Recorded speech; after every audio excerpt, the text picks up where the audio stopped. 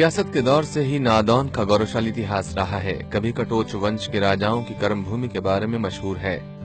आए नादौन तो जाए कौन, यानी ये कस्बा इतना खूबसूरत है कि जो यहाँ एक बार आता है वो यहीं का होकर रह जाता है।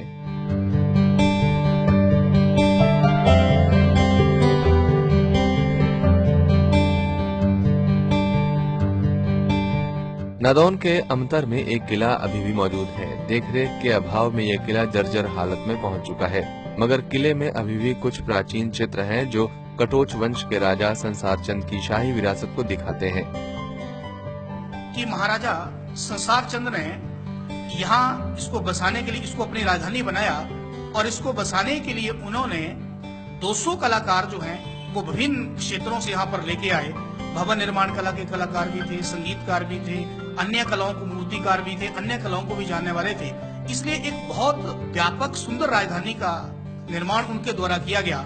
किले के साथ ही कटोच वंश का एक महल भी है। आम के पेड़ों के बीच घिरा ये महल ठीक ब्यास नदी के किनारे सटा है। राजा महेश्वर चंद आज भी अपने महल में यहाँ रहते हैं।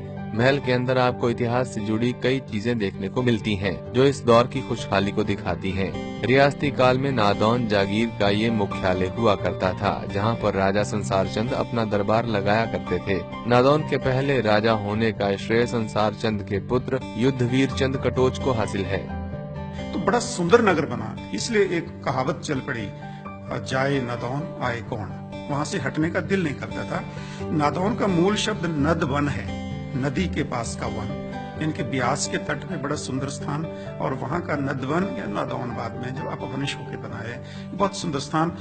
आर्थिक राजधानी रही है हमीरपुर जिला की। ब्यास नदी के किनारे नादौन में एक ऐतिहासिक गुरुद्वारा भी है। इस गुरुद्वारे का सीधा संबंध सिखों के 10वें गुरु गोबिंद सिंह से है।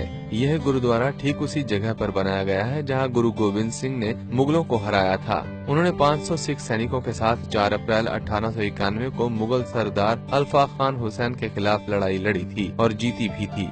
सिखों की पवित्र पुस्तक दसम ग्रंथ के नादौन जंग अध्याय में इस लड़ाई का जिक्र आता है। अपना संसार चंद कलिया चंद कटोच राजा सी दोने उन्होंने बगावत करती सी आपस च।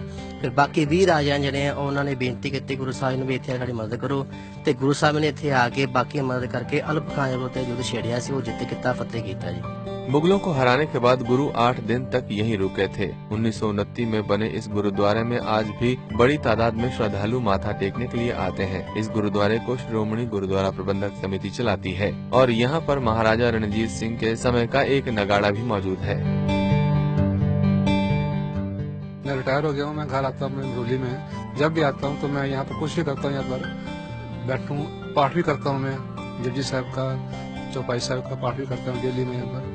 तो मेरे मन में थोड़ी खुशी होती है कि हाँ गुरुद्वारा है यहाँ पर, सफाई है यहाँ पर, अच्छा है ये, तो इसलिए मैं आता हूँ। नादौन आज खेलों का एक केंद्र बनकर भी उभरा है। HPCA ने नादौन के अमतर में एक खूबसूरत क्रिकेट स्टेडियम बनाया है।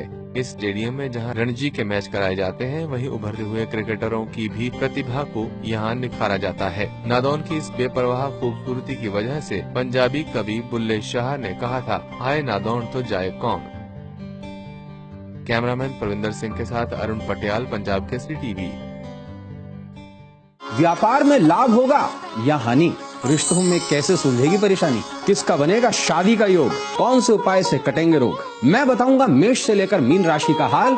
भविष्यवाणी लाइव में पंजाब केसरी टीवी पर रोज सुबह 8 बजे।